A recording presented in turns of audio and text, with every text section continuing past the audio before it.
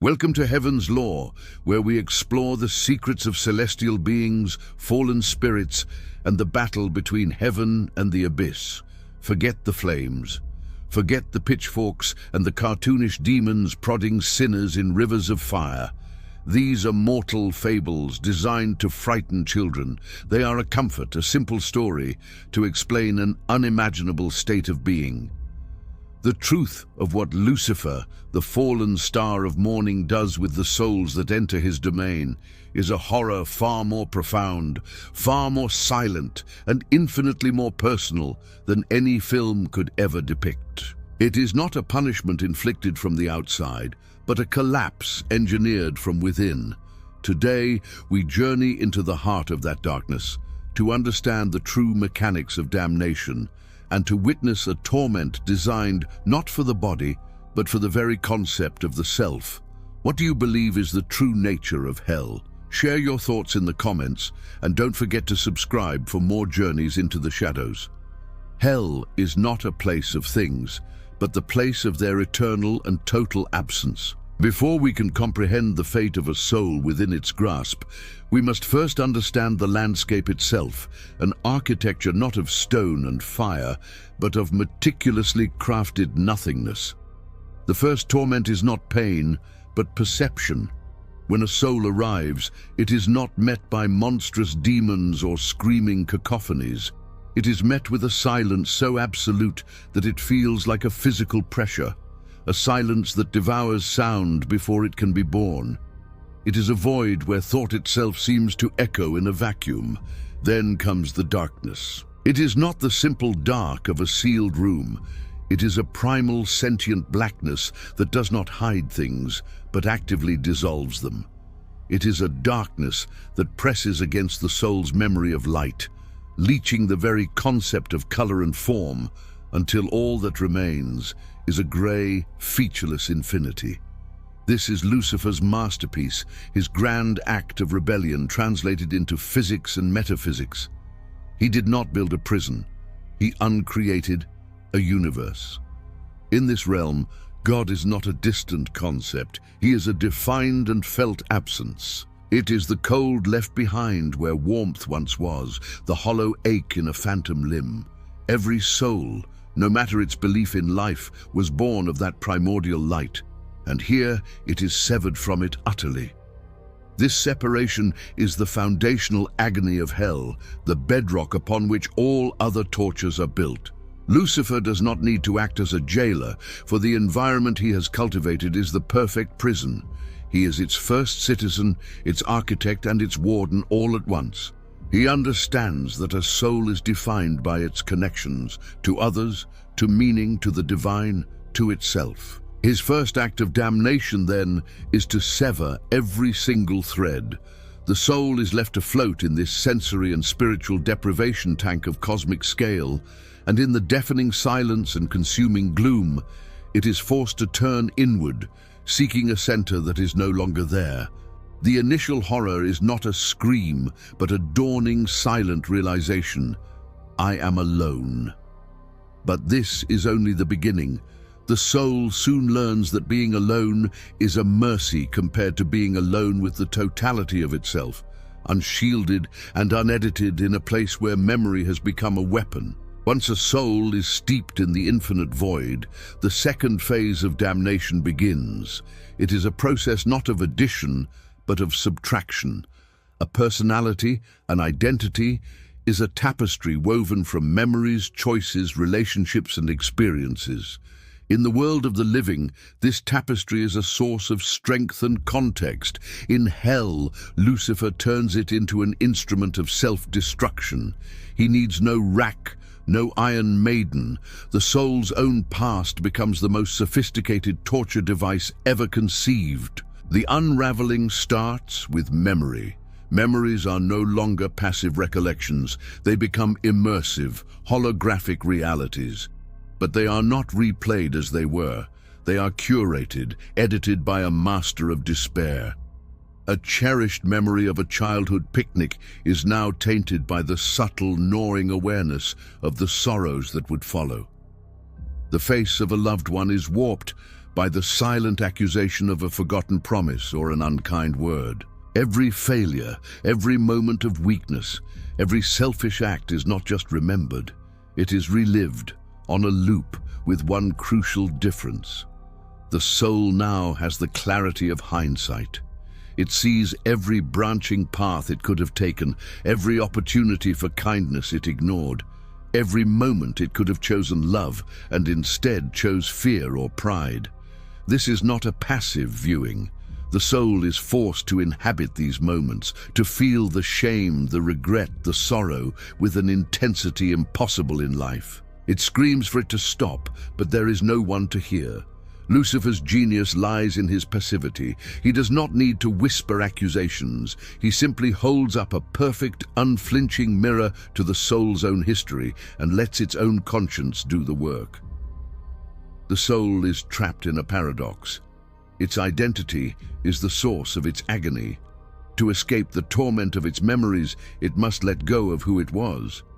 But to let go of its memories is to dissolve, to cease being a unique consciousness and become just another faint shimmer in the oppressive darkness. This is the first real choice Lucifer offers: suffer who you were for eternity, or embrace the oblivion of becoming nothing at all.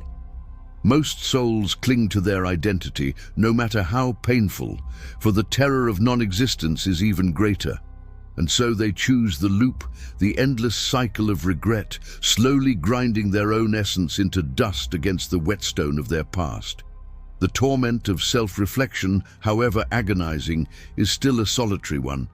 But Lucifer's hell is not a kingdom of isolated cells. It is a collective, and its nature is a perversion of the very idea of connection.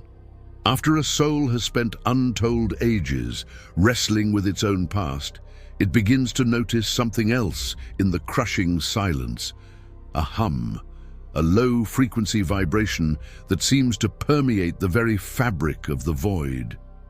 This is the sound of other souls. It is the dawning of the third stage of damnation, the Symphony of Echoes. A soul is not merely trapped with its own regret, it is forcibly networked to the regrets of every other inhabitant of the abyss. There is no privacy here, no corner of the mind that can be shielded. The psychic barriers that define individual consciousness are stripped away, and what floods in is a tidal wave of pure, unfiltered misery. A soul is forced to experience the sharp sting of another's betrayal, the dull ache of another's missed opportunity, the searing heat of another's jealous rage. This is not empathy. Empathy requires understanding and compassion. This is a forced, raw transmission of pure suffering. The sound of hell is not the screaming of the physically tortured. It is the silent psychic shriek of a billion souls weeping for what they lost, simultaneously. It is an unending chorus of sorrow, a symphony where every note is a unique and exquisite form of pain. Lucifer is the conductor of this orchestra. He does not write the music. The damned provide the melodies with their eternal despair. His role is to amplify and harmonize it. He weaves the threads of individual agonies together, creating resonant frequencies of despair that ensure no soul can ever find a moment of peace. If a soul begins to grow numb to its own pain, it is immediately assaulted by a fresh wave of another's. It is the ultimate violation, a forced intimacy with damnation itself. This is the antithesis of the celestial choir, a perfect inversion of divine harmony. In heaven, souls join in a chorus of praise and love, their individual voices strengthening the whole. In Lucifer's domain, souls are woven into a tapestry of pain, their individual suffering amplified to create an inescapable atmosphere of absolute hopelessness. After eons spent drowning in the Symphony of Echoes and wrestling with the phantoms of its own past, a soul might reach a state of exhausted resignation.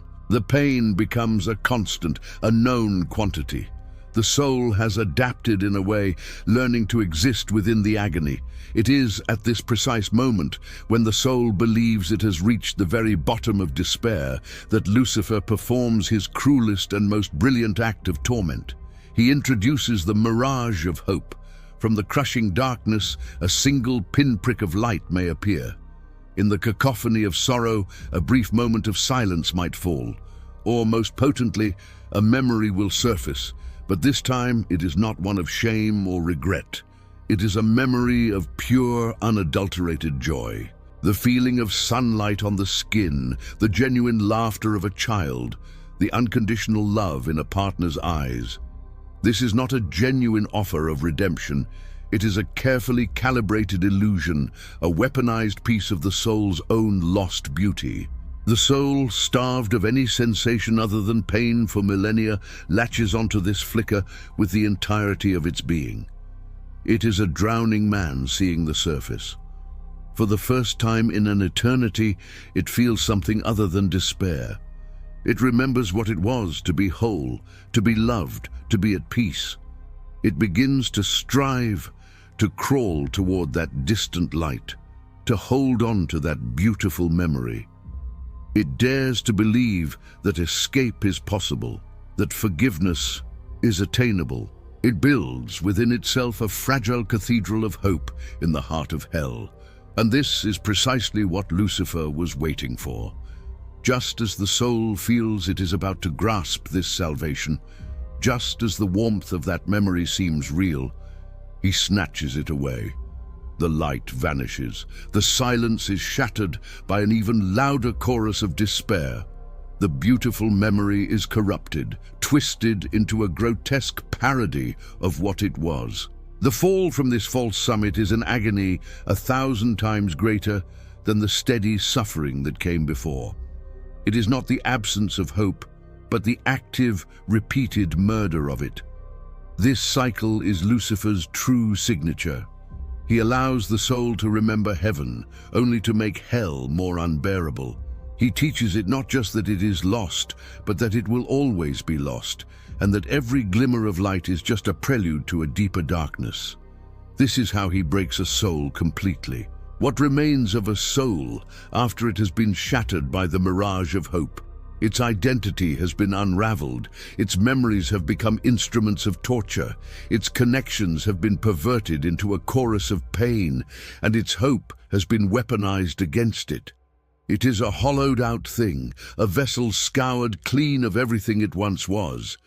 It is in this state of ultimate brokenness that Lucifer makes his final offer. He appears not as a horned beast, but as a being of logic and reason, an administrator offering a solution. The suffering, he explains, was not a punishment. It was a test, a crucible, a refining process to burn away the soul's mortal weaknesses. He offers an end to the torment, but not through salvation or escape. He offers the soul a new purpose. He offers it a job. He offers it the chance to stop being a victim and become a part of the system. The offer is seductively simple. Take the unique pain that has defined your damnation and learn to wield it. The soul that was tormented by a lifetime of betrayal is offered the chance to become a master of deceit, to whisper lies that sow discord among the newly arrived. The soul that was consumed by its own jealousy is taught to become an architect of envy, building mirages of what others have to torment those who have not. The soul essentially trades its passive suffering for an active role in the administration of pain. This is the final and most profound damnation. It is the moment the soul willingly chooses to perpetuate the very cycle that destroyed it. It accepts the twisted logic of the abyss, that the only way to gain power over one's own suffering is to inflict it upon others. It becomes a demon, not a monster with claws and wings, but a former soul, a consciousness that has been so thoroughly broken and remade that it now sees cruelty as purpose and despair as a tool. It has not escaped the prison. It has merely become a guard, finding a sick form of solace in locking the doors for others. This is Lucifer's ultimate victory, not just to torment a soul, but to convert it, to make it an extension of his own fallen will. Why would the most brilliant of archangels construct such an elaborate, self-perpetuating engine of psychological horror? What does Lucifer, the morning star, truly gain from this kingdom of broken wills and weaponized sorrow. To understand his motive, we must look not at the souls he torments, but at the nature of his own fall. Lucifer's original sin was not merely pride, it was a crisis of identity. All that he was, his beauty, his wisdom, his power, was a reflection of his Creator. He was the brightest mirror to the divine light. His rebellion was a desperate attempt to create an identity for himself, to exist on his own terms, to be a source of his own light rather than a reflection of another's. Hell is the ultimate expression of this desire. It is a kingdom built as a perfect antithesis to heaven. Where heaven is divine presence, hell is divine absence. Where heaven is connection and harmony, hell is isolation and dissonance. Where heaven is love, hell is the cold logic of the self.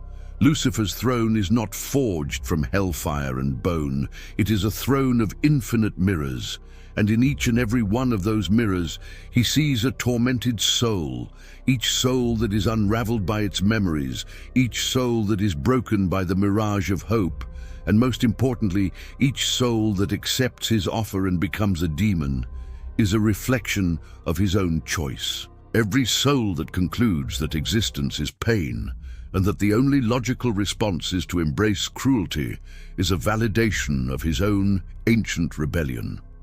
He is not a king gloating over his conquered subjects. He is a prisoner, desperately seeking validation in an echo chamber of his own making.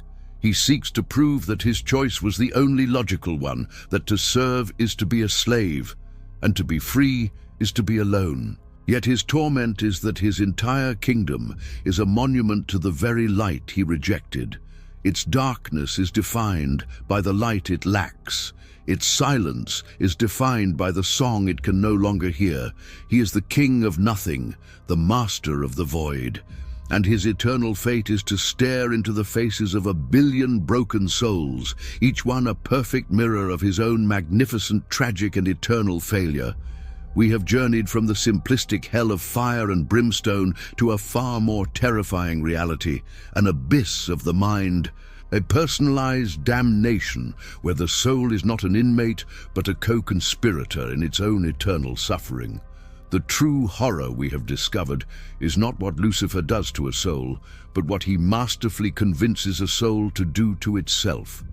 He is not a tyrant who rules by force, but a philosopher of despair who wins by argument, convincing each soul that its own nature is the source of its pain and that corruption is its only logical recourse. He provides the environment, the mirrors, and the insidious whispers, but it is the soul itself that turns the key in the lock of its own cell. This brings us to the most chilling piece of lore whispered in ancient texts and esoteric traditions, that the gates of hell are not barred from the outside, but are locked from within. What can this possibly mean? It suggests that the choice to leave, the potential for redemption, might always be present. The path back to the light may never be truly closed, but after eons of this intricate torment, is a soul even capable of making that choice? After your very identity has been dismantled and rebuilt as an engine of pain, after you have accepted a new purpose rooted in the suffering of others, after you have willingly become a demon to escape the agony of being a victim, could you even recognize the door to salvation? The terror is not that the door is locked, but that you have forgotten how to see doors at all. The ultimate triumph of Lucifer is not creating a prison from which no one can escape, but creating a prisoner who no longer wants to. The final damnation is not the eternal punishment, but the utter annihilation of the will to be saved. It is to be so completely broken, so thoroughly remade in the image of the abyss, that one would choose the familiar, orderly agony of hell over the terrifying alien concept of grace. The greatest battles are not fought on fields of fire, but within the silent, infinite chambers of the soul. Thank you for joining us on Heaven's Law.